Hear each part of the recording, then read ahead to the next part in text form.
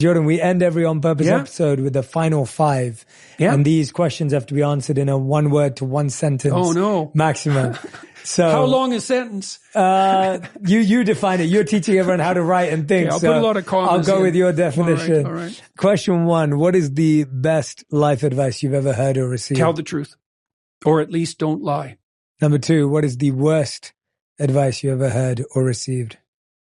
It's all about you. Number 3. How would you define your current purpose? I think I'm doing, in my way, the same thing that Elon Musk said that he was doing when I interviewed him, which is to continue exploring the limits of possibility. That's an adventure, right? To explore the limits of possibility. A lot of times possibility comes to you as tragedy. That's a good thing to understand. You know, they say every treasure has a dragon, right? But you can reverse that. And that's worth knowing too. If something terrible comes your way, it's like, there's an opportunity there. Like, it might be not the kind of opportunity you would have wished for, but that doesn't mean it isn't there. Yeah. So that's a good thing to know.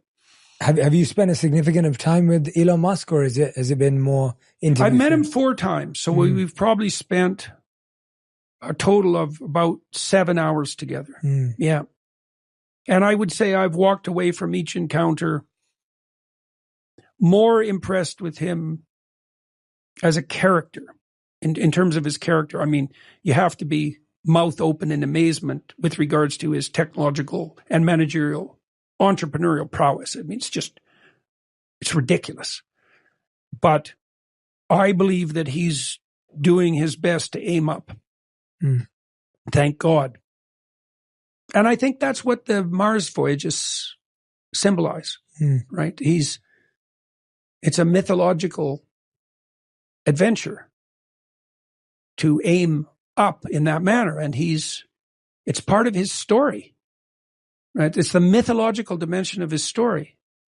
And it's not practical, right? Except insofar as a great story is practical.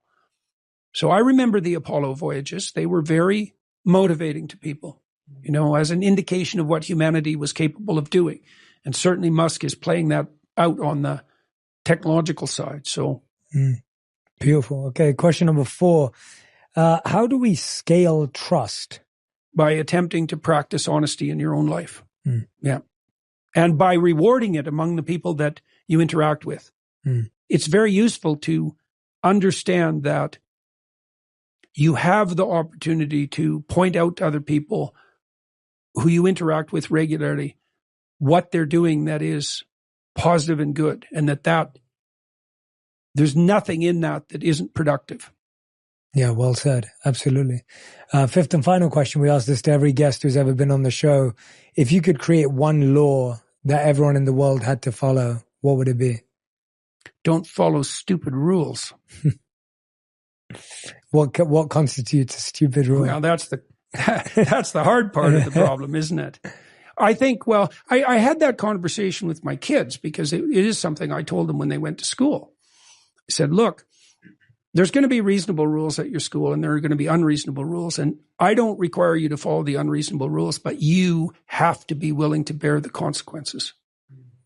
Right. So you're morally obliged to object to foolish restrictions, but you have to be willing to pay the price for that. And there will be a price. And it has to be you that pays it. Right. And that's hard. Yes. It's also the difference between activism, let's say, and civil disobedience. Because if it's civil disobedience, you pay the price. If it's activism, someone else does. Powerful. Well, I hope everyone subscribe to the podcast. If you don't already, check out Peterson Academy if you haven't already. New book out in November, We Who Wrestle with God. We got glimpses into it today. Dr. Jordan B. Peterson, thank you so much for your time and energy. I hope we get to do this again. Extremely grateful for your time and energy. And I learned a lot today. And actually, I feel I could have talked to you for another 3 hours about Eastern and Western religion and ideologies and the amount of stories that I had coming up in my mind to share back and forth. But we can just save that for another time. Yeah, well, that would be good. I'd love to do that. It'd be we did a little bit of that. Yes. We got into the overlap between the narrative domains. That would be really and I useful. loved it. Yeah, I really loved it too. It's really beautiful. I don't know nearly as much about Hindu religious thought as I should. I know a little bit about Buddhism and a moderate amount about Taoism, and that's been extremely useful to me. But I'm less conversant with the Hindu tradition of thought, and it would be very interesting to. I mean, I've never delved deeply, almost without exception, into a religious tradition without finding stories that were like of incalculable value. Absolutely. Yeah. Well, I'm happy to serve wherever possible. Yeah. Well, that would be a good thing to do. Thank you. Yeah. Thank you so much. Yeah. Good to talk to you. Fantastic. Such a pleasure. Honestly.